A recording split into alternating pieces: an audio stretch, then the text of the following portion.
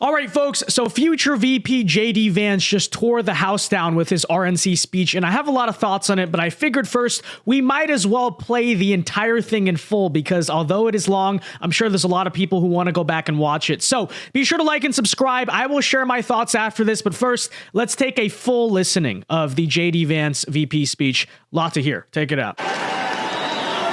My friends, tonight is a night of hope. A celebration of what America once was, and with God's grace, what it will soon be again.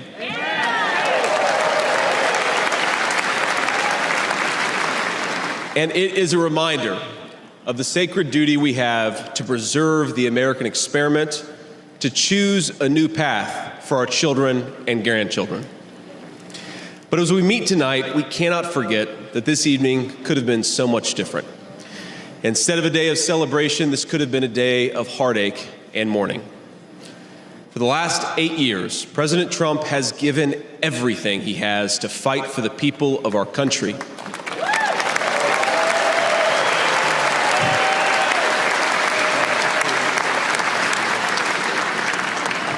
He didn't need politics, but the country needed him.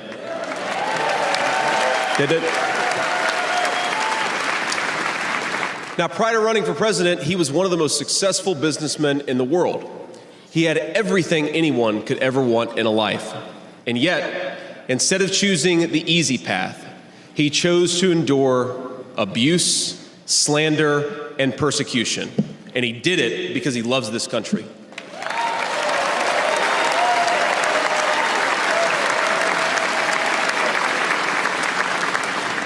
I want all Americans to go and watch the video of a would-be assassin coming a quarter of an inch from taking his life. Consider the lies they told you about Donald Trump, and then look at that photo of him, defiant, fist in the air. When Donald Trump rose to his feet in that Pennsylvania field, all of America stood with him.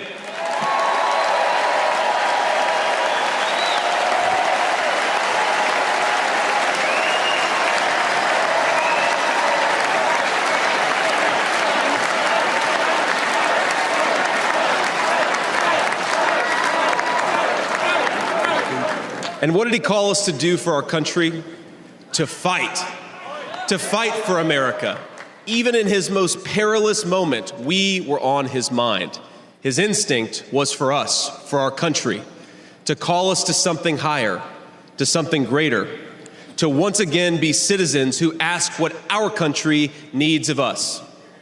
Now consider what they said. They said he was a tyrant. They said he must be stopped at all costs. But how did he respond? He called for national unity, for national calm, literally right after an assassin nearly took his life.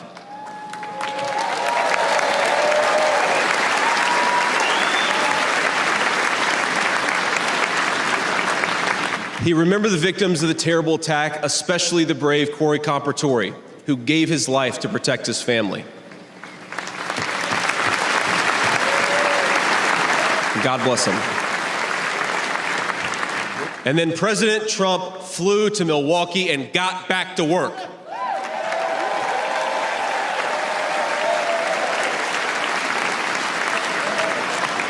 Now that's the man I've gotten to know personally over the last few years. He is tough, and he is, but he cares about people. He can stand defiant against an assassin one moment and call for national healing the next. He is a beloved father and grandfather, and of course, a once-in-a-generation business leader.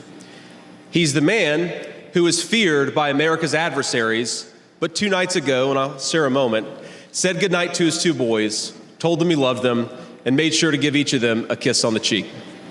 And I will say, Don and Eric squirmed the same way my 4-year-old does when his daddy tries to give him a kiss on the cheek. Sorry, guys. He is all those things, but tonight we celebrate he is our once and future President of the United States of America.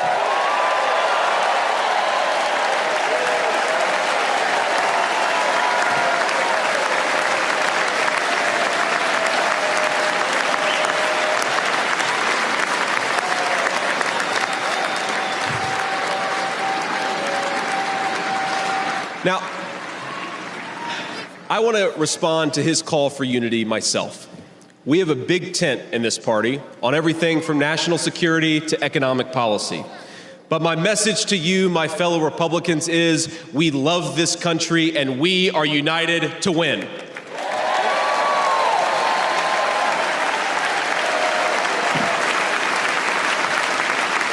Right. Now, I think our disagreements actually make us stronger. That's what I've learned in my time in the United States Senate, where sometimes I persuade my colleagues and sometimes they persuade me. And my message to my fellow Americans, those watching from across the country, is shouldn't we be governed by a party that is unafraid to debate ideas and come to the best solution?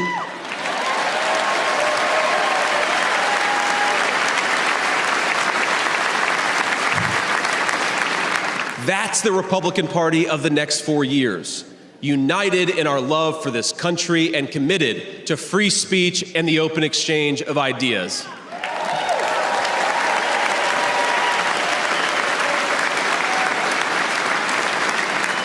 And so tonight, Mr. Chairman, I stand here humbled, and I'm overwhelmed with gratitude to say I officially accept your nomination to be Vice President of the United States of America.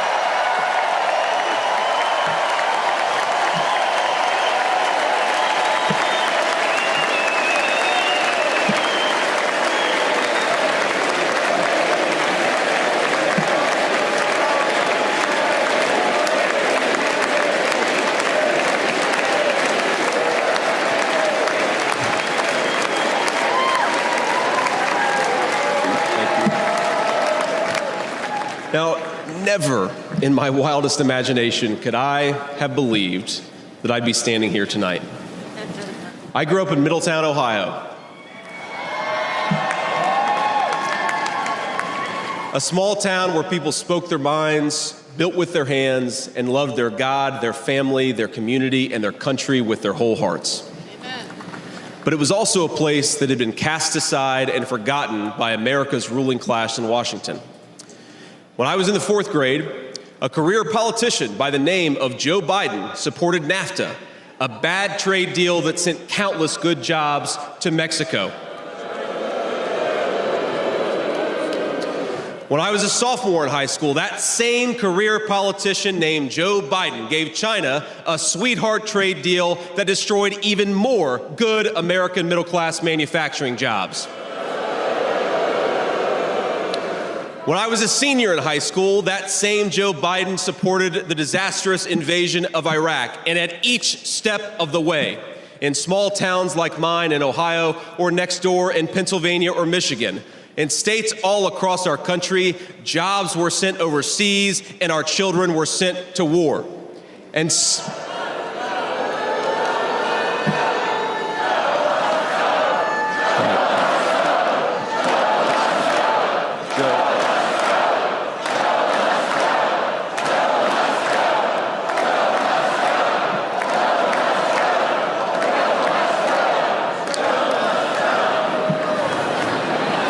I agree.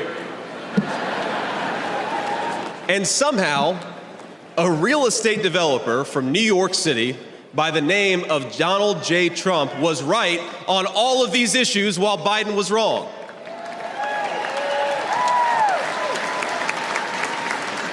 President Trump knew even then that we needed leaders who would put America first.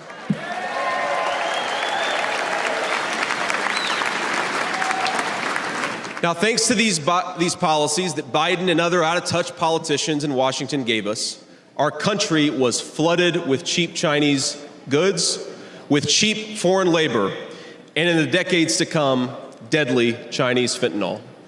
Joe Biden screwed up, and my community paid the price. Now, I was lucky. Despite the closing factories and the growing addiction in towns like mine, in my life, I had a guardian angel by my side. She was an old woman who could barely walk, but she was tough as nails. I called her Mamaw, the name we hillbillies gave to our grandmothers.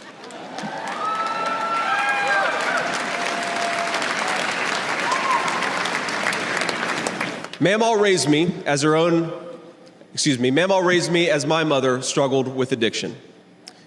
Mamaw was in so many ways a woman of contradiction. She loved the Lord, ladies and gentlemen. She was a woman of very deep Christian faith.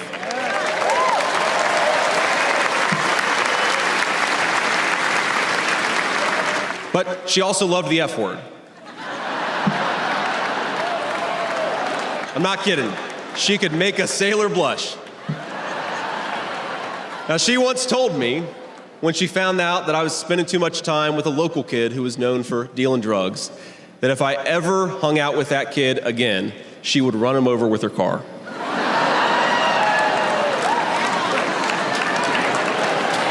That's true. And she said, JD, no one will ever find out about it.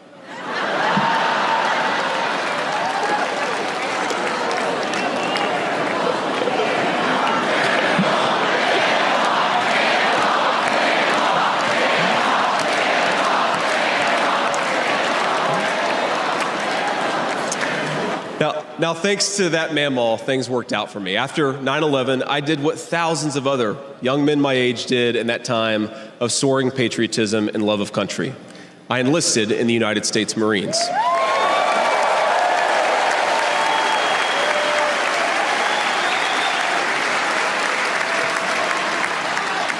Semper Fi to my fellow Marines. Now, I left the Marines after 4 years and went to the Ohio State University.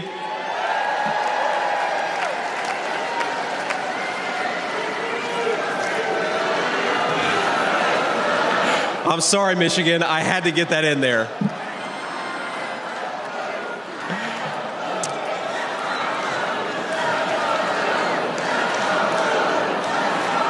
Come on. We've had enough political violence.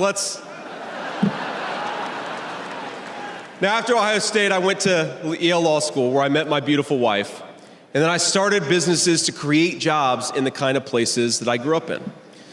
Now, my work taught me that there is still so much talent and grit in the American heartland. There really is.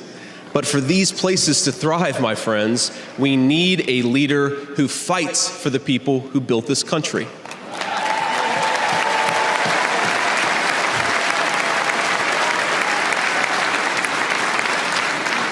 We need a leader who's not in the pocket of big business, but answers to the working man, union and non-union alike.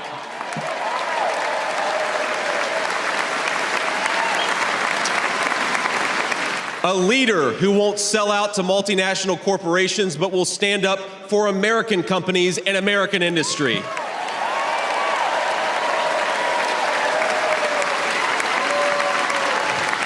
A leader who rejects Joe Biden and Kamala Harris's Green New scam and fights to bring back our great American factories. We need President Donald J. Trump.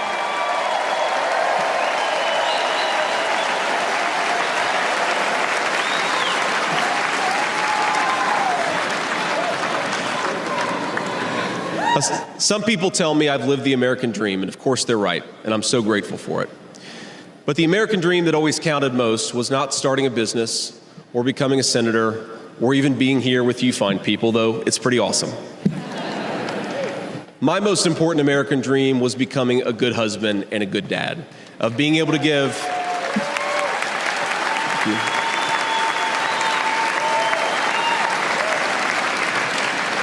I wanted to give my kids the things that I didn't have when I was growing up, and that's the accomplishment that I'm proudest of. That tonight, I'm joined by my beautiful wife, Usha, an incredible lawyer and a better mom, and our three beautiful kids, Ewan, who's 7, Vivek, who's 4, and Mirabelle, who's 2. Now, they're back at the hotel, and kids, if you're watching, Daddy loves you very much, but get your butts in bed. It's 10 o'clock. But my friends, things did not work out well for a lot of kids I grew up with. Every now and then, I will get a call from a relative back home who asks, "Did you know so-and-so?" And I'll remember a face from years ago, and then I'll hear, "They died of an overdose." As always, America's ruling class wrote the checks. Communities like mine paid the price. For decades, that divide between the few with their power and comfort in Washington and the rest of us only widened. From Iraq to Afghanistan, From the financial crisis to the Great Recession, from open borders to stagnating wages, the people who govern this country have failed and failed again.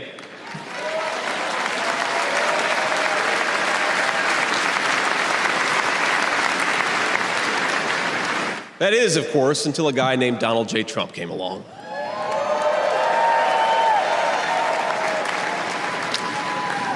President Trump represents America's last best hope to restore what, if lost, may never be found again. A country where a working-class boy born far from the halls of power can stand on this stage as the next vice president of the United States of America.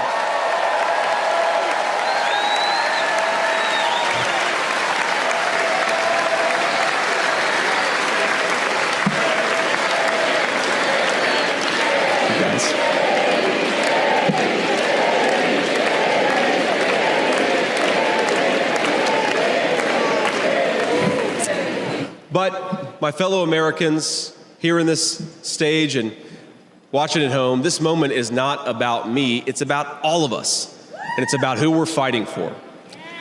It's about the auto worker in Michigan wondering why out-of-touch politicians are destroying their jobs. It's about the factory worker in Wisconsin who makes things with their hands and is proud of American craftsmanship.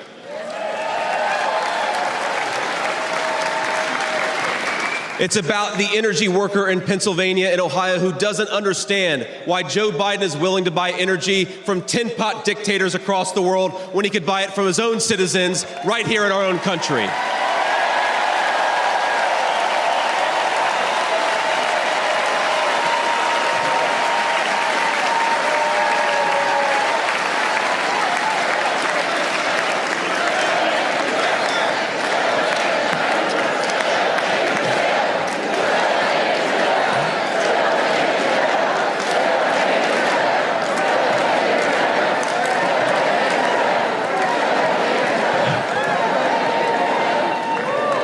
You guys are a great crowd. Wow. And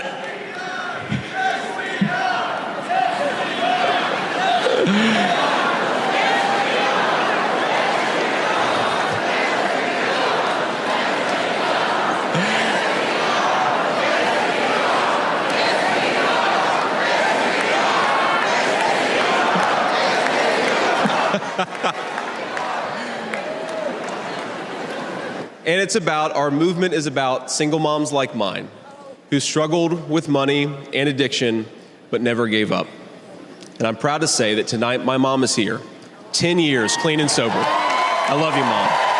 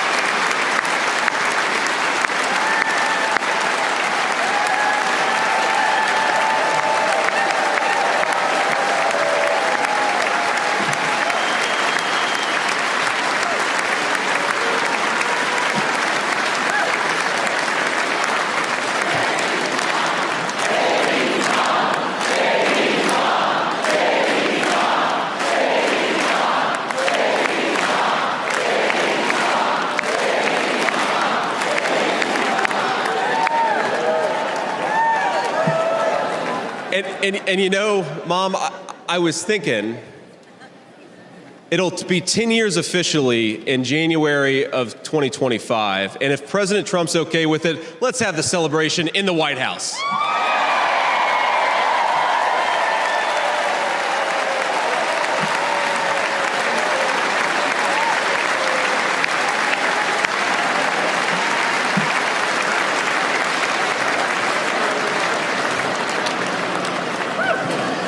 And our movement, ladies and gentlemen, it's about grandparents all across this country who are living on Social Security and raising grandchildren they didn't expect to raise. And while we're on the topic of grandparents, let me tell you another Mamaw story. Now, my Mamaw died shortly before I left for Iraq in 2005. And when we went through her things, we found 19 loaded handguns. They were...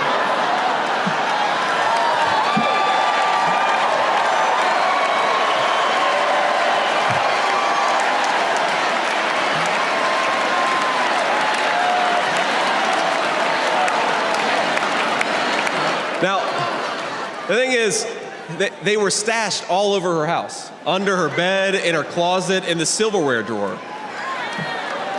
And we wondered what was going on, and it occurred to us that towards the end of her life, Mamaw couldn't get around so well. And so this frail old woman made sure that no matter where she was within arm's length of whatever she needed to protect her family. That's who we fight for. That's American spirit.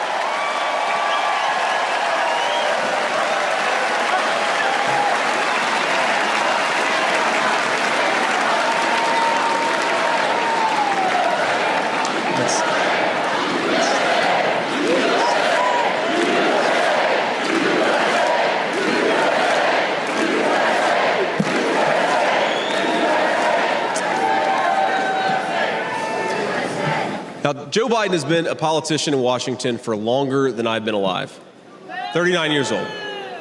Kamala Harris is not much further behind. For half a century, he's been the champion of every major policy initiative to make America weaker and poorer.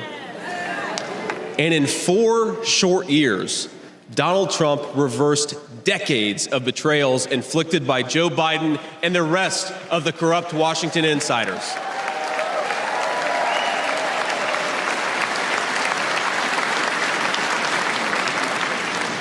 He created the greatest economy in history for workers. Really was amazing. There's this chart that shows worker wages, and they stagnated for pretty much my entire life until President Donald J. Trump came along. Workers' wages went through the roof.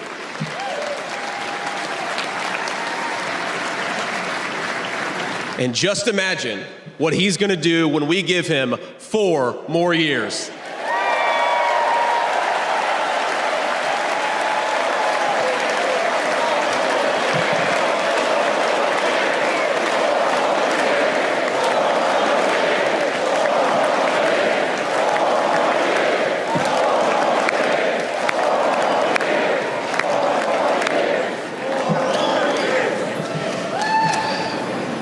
Months ago, I heard some young family member observe that their parents' generation, the baby boomers, could afford to buy a home when they first entered the workforce. But I don't know, this person observed, if I'll ever be able to afford a home. The absurd cost of housing is the result of so many failures, and it reveals so much about what's broken in Washington. I can tell you exactly how it happened. Wall Street barons crashed the economy, and American builders went out of business. As tradesmen scrambled for jobs, houses stopped being built. The lack of good jobs, of course, led to stagnant wages. And then the Democrats flooded this country with millions of illegal aliens. So citizens had to compete with people who shouldn't even be here for precious housing. Joe Biden's inflation crisis, my friends, is really an affordability crisis. And many of the people that I grew up with can't afford to pay more for groceries, more for gas, more for rent, and that's exactly what Joe Biden's economy has given them.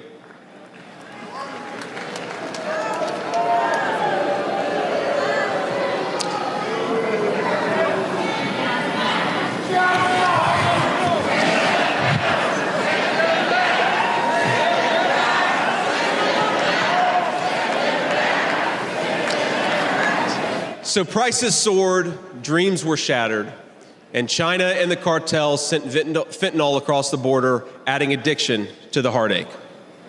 But ladies and gentlemen, that is not the end of our story. We've heard about villains and their victims. I've talked a lot about that, but let me tell you about the future. President Trump's vision is so simple and yet so powerful. We're done, ladies and gentlemen, catering to Wall Street. We'll commit to the working man.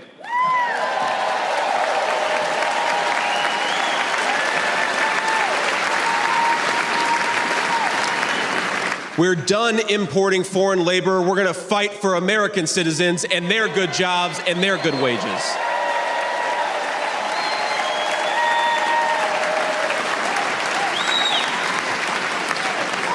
We're done buying energy from countries that hate us. We're going to get it right here from American workers in Pennsylvania and Ohio and across the country.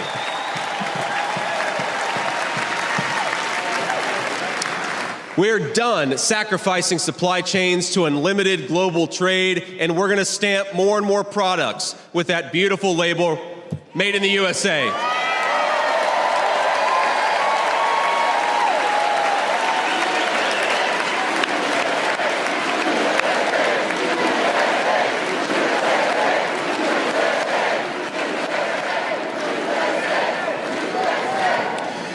We're going to build factories again, put people to work making real products for American families made with the hands of American workers.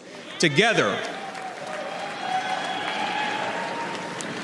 we will protect the wages of American workers and stop the Chinese Communist Party from building their middle class on the backs of American citizens.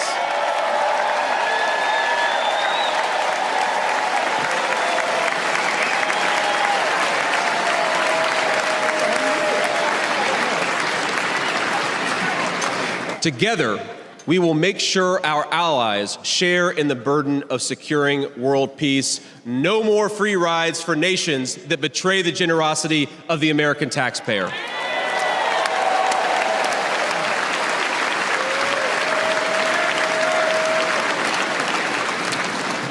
Together, we will send our kids to war only when we must.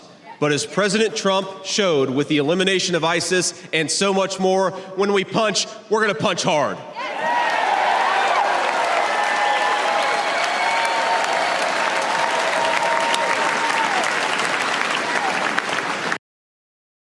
Together, we will put the citizens of America first, whatever the color of their skin. We will, in short, make America great again.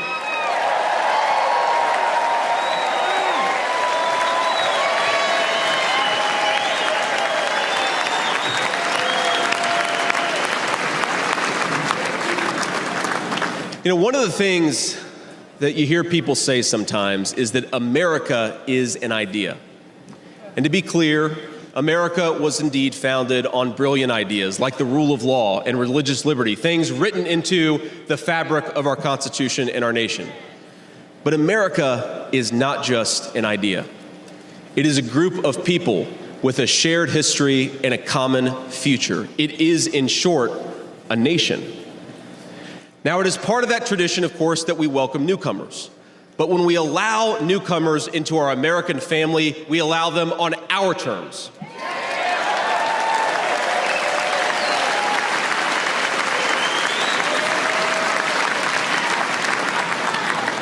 That's the way we preserve the continuity of this project from 250 years past to hopefully 250 years in the future.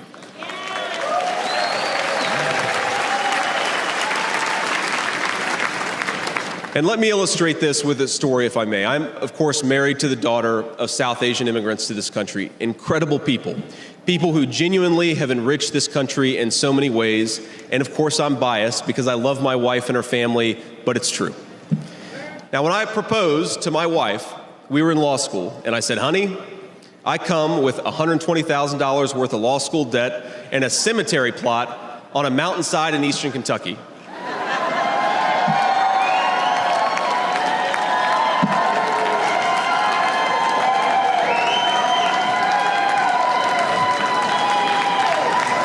And I guess standing here tonight, it's just gotten weirder and weirder, honey. But that's what she was getting.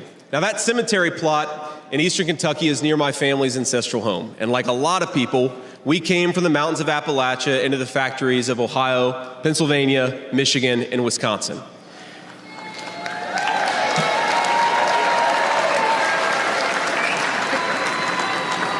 Now, that's Kentucky coal country, one of the 10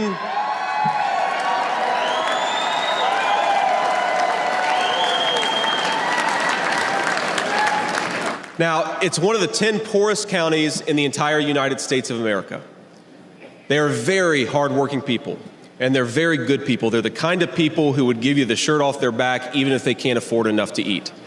And our media calls them privileged and looks down on them. But they love this country not only because it's a good idea, but because in their bones they know that this is their home, and it will be their children's home, and they would die fighting to protect it.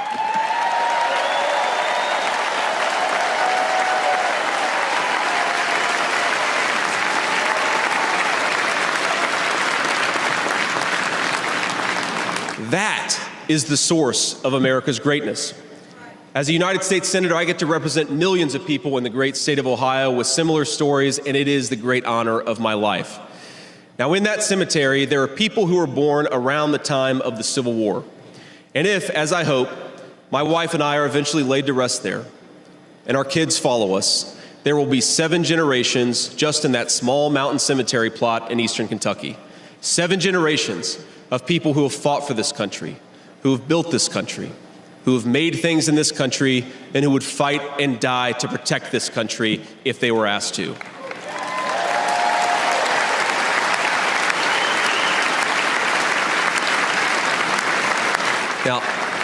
Now that's not just an idea, my friends. That's not just a set of principles. Even though the ideas and the principles are great, that is a homeland. That is our homeland.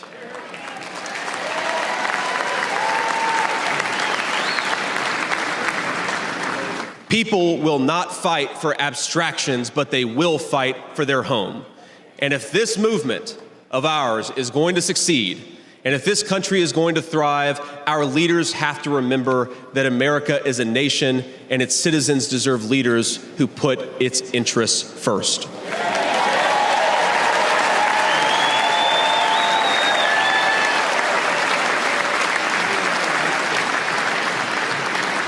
Now, we won't agree on every issue, of course, not even in this room. We may disagree from time to time about how best to reinvigorate American industry and renew American family. That's fine. In fact, it's more than fine. It's good. But never forget that the reason why this united Republican Party exists, why we do this, why we care about those great ideas and that great history, is that we want this nation to thrive for centuries to come.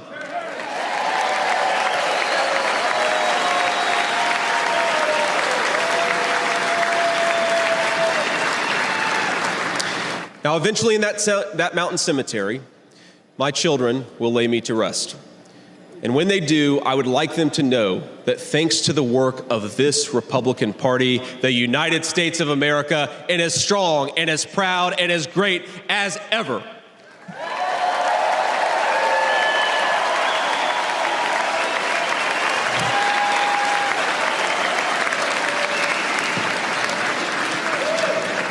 That is who we serve, my friends. That is who we fight for. And the only thing that we need to do right now, the most important thing that we can do for those people, for that American nation that we all love, is to re-elect Donald J. Trump, President of the United States.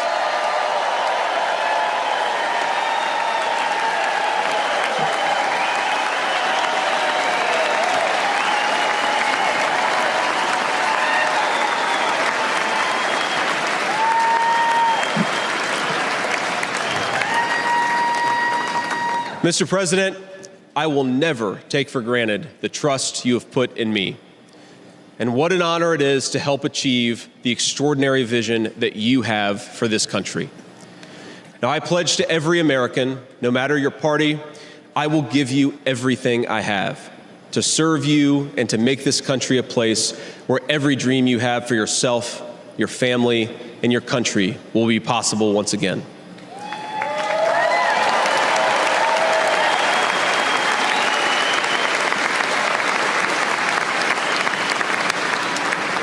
And I promise you one more thing. To the people of Middletown, Ohio, and all the forgotten communities in Michigan, Wisconsin, Pennsylvania, and Ohio, and every corner of our nation, I promise you this: I will be a vice president who never forgets where he came from.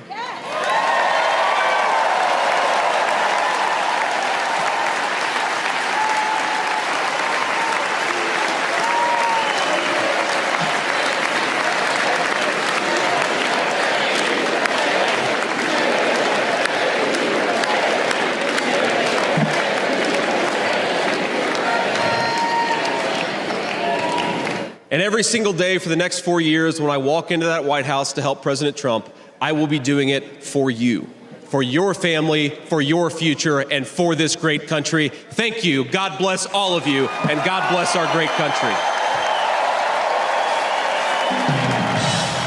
So look, folks, I know that there is a subset of the GOP base that is not a big fan of Vance for whatever reason. A lot of them bring up his past anti-Trump comments. Others have other reasons. They think he's a socialist, et cetera, et cetera.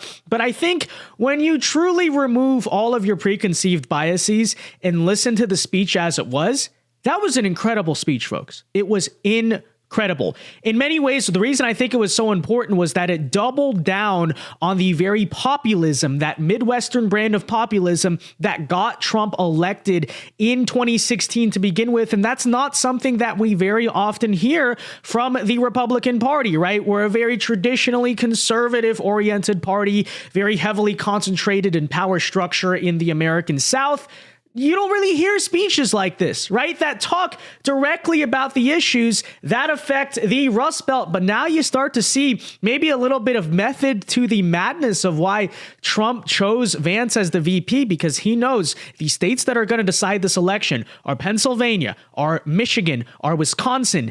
And, JD Vance, a guy who is from that very part of the country, spoke to those forgotten men and women tonight, and make no mistake about it, I 100% believe they were listening. Let me say, I really do think, and I gotta give JD credit for this, he overcame any of the likability concerns I've had for him. And this really has been my main criticism of Vance all along as the VP pick. It's not that I don't like the guy. It's not that I don't agree a lot with him on the ideas, but it's the fact that he, for a long time, hasn't seemed like a guy with a lot of charisma.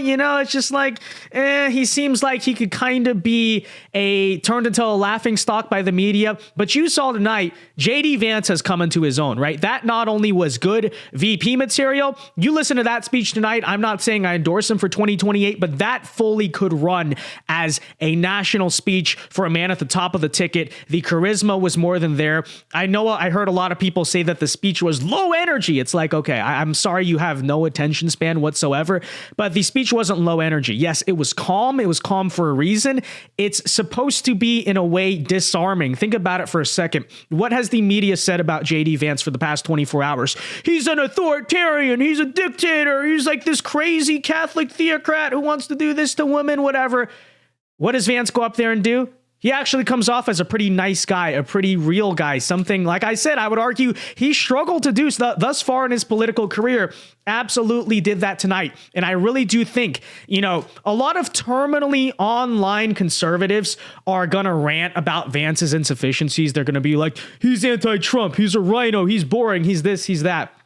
But I think in reality, a lot of real Americans, especially a lot of real Americans in the Rust Belt, the very place that JD Vance comes from, they heard relatable stories about, for instance, drug addiction. He talked about his mom, and some people might say, why are you glorifying people who spent their life on drugs? Because so many conservatives want to purity spiral about this stuff constantly. But the reality is a lot of people, especially in parts of the country like the Rust Belt, struggle from this, right? A lot of people know someone who lost their life to drugs, or maybe they personally had their own problems with drug addiction.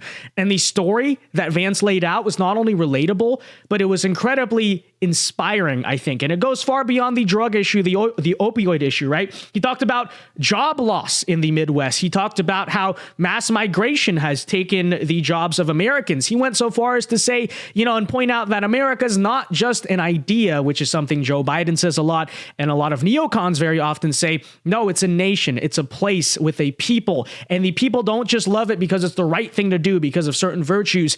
Ultimately, they love it because it is our home, and we are going to defend it. That is the message that real people in this country, outside of our little terminally online internet space, I'll just tell you right now, that is the message that they actually heard. They feel the very desperation that Vance spoke to tonight. And this is something, again, a lot of Republicans don't really hit on, right? They can talk about, say, immigration. They can talk about, the economy and stuff. But very rarely does someone I hear from the GOP, which, again, like I said, a very Southern-oriented party, really speak to those Rust Belt middle Americans the way Vance did about that kind of desperation, they feel. The very desperation, I would argue in many ways, pushed them to vote for Donald Trump in 2016. When people in New York and California were saying, how the heck could Michigan, a state that's voted Democrat since 1988, suddenly flip like this? And what the heck is these people thinking?